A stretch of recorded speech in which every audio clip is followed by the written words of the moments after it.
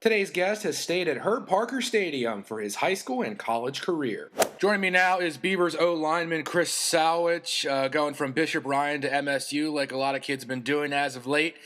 During your high school career, I remember when I first got here on the job, there was plenty of Bishop Ryan head football coaches. It was kind of like the Defense Against the Dark Arts teacher at Hogwarts. After 1 year, it was like the next guy up every single time. So you got experience with Zach Rudolph, Chris Compton, and Roger Coleman leading your teams. Tell me a little bit about how those guys were like alike and different as time went on. At Bishop Ryan, so right away we had Zach Rudolph. Zach Rudolph was one of the main guys. We'd always go in the morning. We'd always watch film. And then his co-captain was Compton. And so basically it just, from going from Rudolph to Compton, nothing really switched. So it was basically the same scheme, same everything. And it was really easy for us to pick up. And I think that's why we were really successful. And then going from Compton to Coleman was just a little bit different, just because his playbook was just a little bit more intensified. But like the coaching staff was the same, so we really knew what to do. We knew how to like play together as a team, and so I think that really helped out. Mm-hmm. So, great career for you with the Lions, obviously earning some attention from colleges. When you're thinking about where to go, besides Minot State being just, right there, why did you want to go and play there? My main reason is to get a good education. Minot State has probably the best education around, especially D2. We have the best facilities. We have the best everything. So in my eyes, everywhere that I got offers from, Minot just stood out just for the education part. And what are you pursuing right now? I'm pursuing physical education right now with a minor in special education. Mm-hmm. So obviously you're a big Mike Aldridge guy to be playing there and stuff. And I talked to Scott Cattell, and he's definitely a big fan. Tell me a little bit about just the culture that this new coach has brought in. Oh, the culture from what I've heard in the past, it's changed immensely. We're more as a family. We are more together. Like if any of our teammates need anything, we'll always be there. At the end of my favorite thing is that at the end of practice, we will do like one player will go up and give the word of the day. And so like Coach A's first practice I ever had, his first was grit. And grit is basically just getting after it, always doing right, always being accountable, always be on time. And so then I think that just really changed the whole culture. And I think we're moving in the right path, and I think we're just at the peak, and I think we're about at the tipping point to get something rolling here. It's like a Sesame Street model, word of the day, or what? Yeah, kind of. You get to MSU, redshirting in 2018. Where do you think you kind of improved the most in a time when you're not playing? You most improve in just watching film and in the weight room and eating right. We'll start with film. If you're not watching enough film, you're not going to be able to understand the playbook enough, and so it's going to be harder for you to get prepared for when it's your time to go. And then,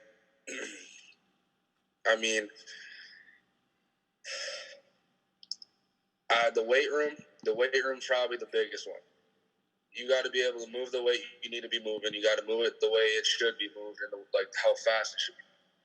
So now we have a new system at Minot where we have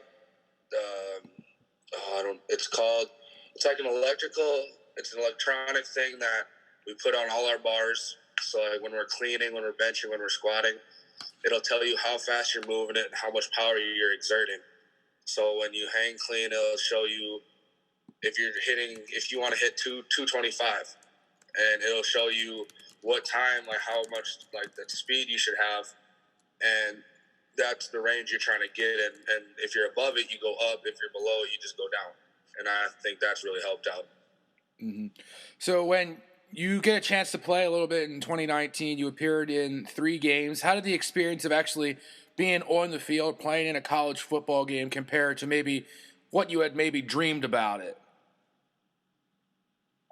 It's exactly what I thought. It's the game of football is the game of football. College just speeded up a little bit faster, but when I stepped on the field, it was like I was in high school all over again. Did you feel like you had like your hands full like the first series at all, or did the redshirt season really help you? The redshirt season really got me right. It got me going, and I mean, I'm going to give all my credit my freshman year from a guy. He was our left tackle the past couple years, Eric Basalda. He took me under his wing, and he really showed me how to do right, how to be accountable, and how to do everything, how to do all the little things right.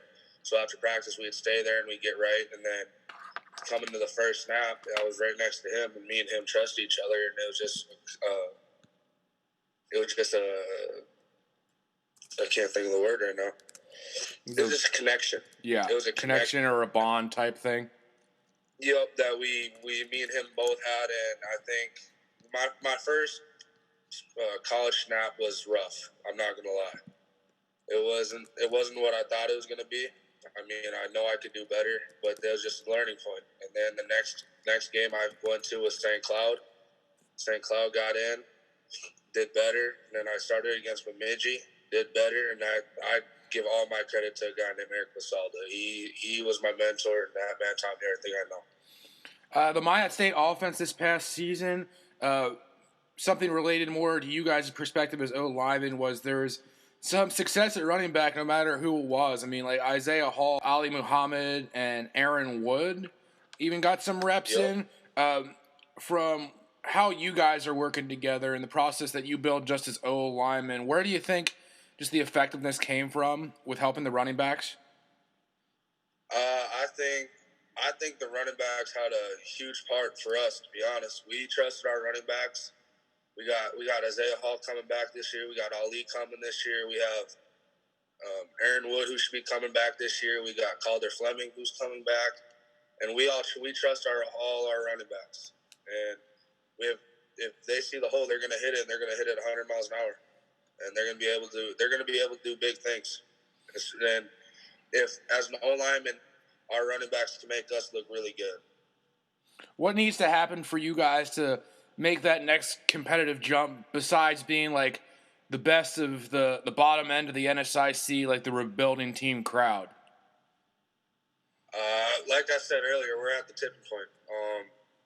We're getting real close to where last year we could have went 7-3. It just we lost a couple close ones, and I mean we all wish we could take them back, but that's just how the dice rolled. But I mean, coming this year, we don't know. Who knows? It's all a toss-up. It's who's been in the weight room, who's been doing right, who's doing right all summer. And that's going to play the big factor, I think. Yeah, because that was kind of a similar story even in year one with Coach A, where he didn't even have like all of his guys, but the team seemed to really hang around. That might have impressed you too, Chris. But I know you only like heard about it, but like probably the newest thing in Minot State football-related news has been Tyler Hughes, former head coach, being able to land a job with the New England Patriots as an assistant. Leaves Minot State, resigns, goes a little bit more high school football in Utah, then lands in New England somehow. When you hear about that, I mean, what was kind of your takeaway from that? I was in shock. But that just shows it doesn't matter who you are. You always got a chance. You just got something to prove, and everybody's watching. You always got eyes on you, no matter where you're at. Yeah, make those connections, man. That's what college can be about, right? Yep. When you're done with Bishop Ryan, you look back at playing all the sports that you were involved in. What was kind of the best times that you had?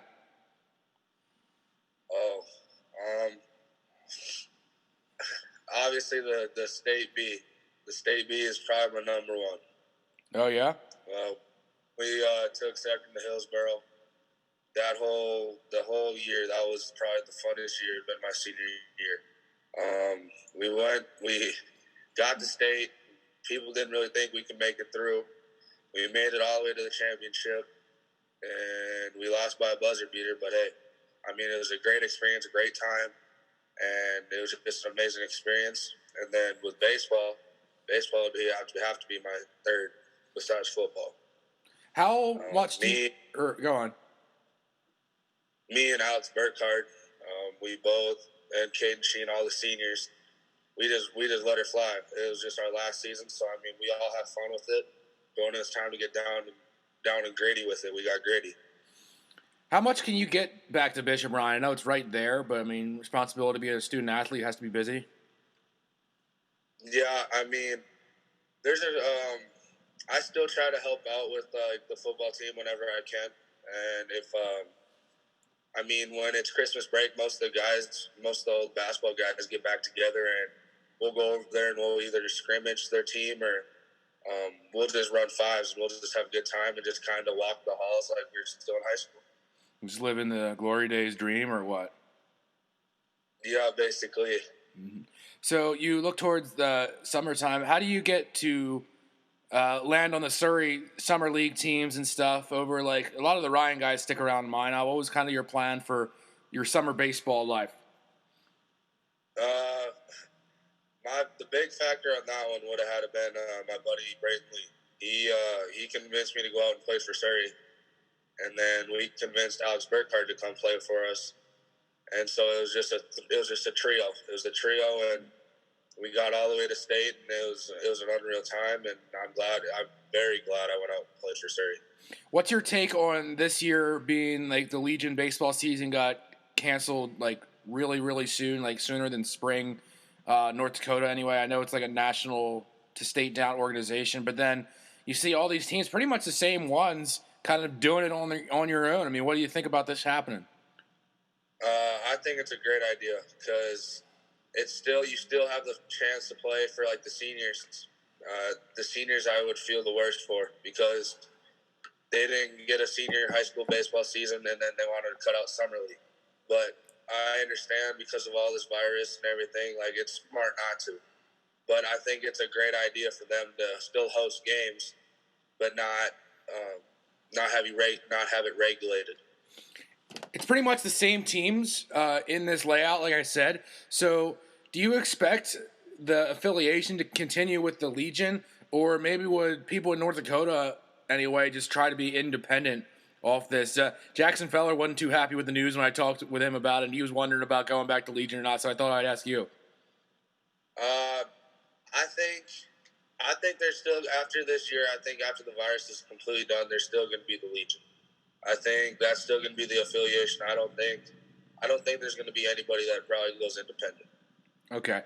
Now another part of the Sowitch sports life, of course, is hunting. What are kind of your favorite places to go for that, and where do you hunt for?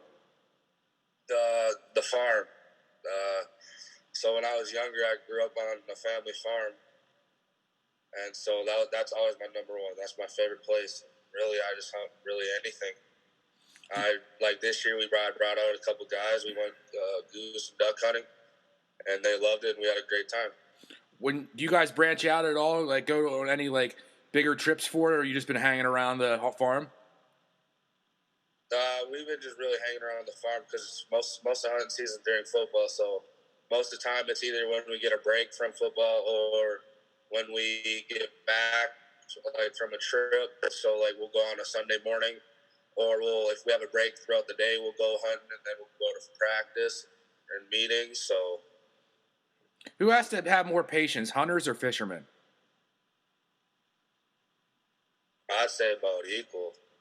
I mean, fishing is just it's just knowing the right spots. Same with hunting, but I mean, you can always find a spot for both. So I think it's pretty equal. Well, at least fishermen, they get to be on the lake more, of course, obviously. And then I don't know if they have to get up as early as you guys, right? Or just get dressed up like you do, huh? Though they definitely probably wake up the same time as hunters, but they wouldn't have to dress up as much as hunters do. Yeah. So what are the kind of the top kills that you guys have had for your hunting exploits? So me and a buddy, Connor Houston, we went out to the farm. We were goose hunting. We had 3 bands. So basically that means each geese has a band on their leg, and it's So the Game and Fish bands them so that way they could see how long they live, where they come from, where they banned them, and how they end up in North Dakota. One hunt, me and Connor Hughes, we shot about 5 of those, and it was probably the best hunt I've ever had. Yeah, bunch of banders, huh? Yep. There we go. So you talked a little bit about the best time at Ryan was pretty much the whole senior year for you, basically. And Yep. a great way for you to kick things off, I remember, was going with the football team over to Marketplace Foods. And you were able to win the root beer cake championship that day. Kind of what went into the process of being able to come out on top? Because there was a long line of guys that could really fight for that soda cake trophy, Chris. Yeah, that's very true. I don't know if I can let my secret out for that one. Oh, yeah, right. I'm joking. No, I mean, it was just, I don't know, it was just fun and funny because we were all just kind of having a good time with it. We were all just kind of being dumb high school kids. So, I mean, I don't think, I think they could probably, if we had another one right now, I think someone else would probably beat us. Who knows? It's just being fun and funny. You're giving it up too easy. I am, but I'm not because there's just a little secret to it. Oh, okay. I don't think any post. I want to see the next round when you and Keegan Hendrum get back on campus together and see what happens. Hey, we can line it up. We'll figure something out. That made the 6 o'clock news in like early August slow camp season, by the way. Yep, I saw it. I still have the old video from it. Oh man, I gotta look back. I didn't save that one quite like Sarah Bond's one that she's embarrassed about, but I'll have to go get that one for you too sometime. What are your Yeah, that's a good one. I can see you over the Zoom right now. What are your kind of long-term plans when it comes to? Do you just have a quarantine beard right now, or are you like Coach A when he has the stash during the season, or Matt Merkin sticks with his beard in the off season? Where do you kind of land on that? I just have a beard just because I have a beard. I mean, it ain't really no quarantine. It isn't on or off season. It's just I just like having a beard and I like having my long hair. Yeah, beard season, 12 months out of the year. I wanted to get you prepped for the hardest hitting questions near the end, Chris. So appreciate your time, man, and wish you the best. We'll see you on Saturdays. Alrighty, thank you.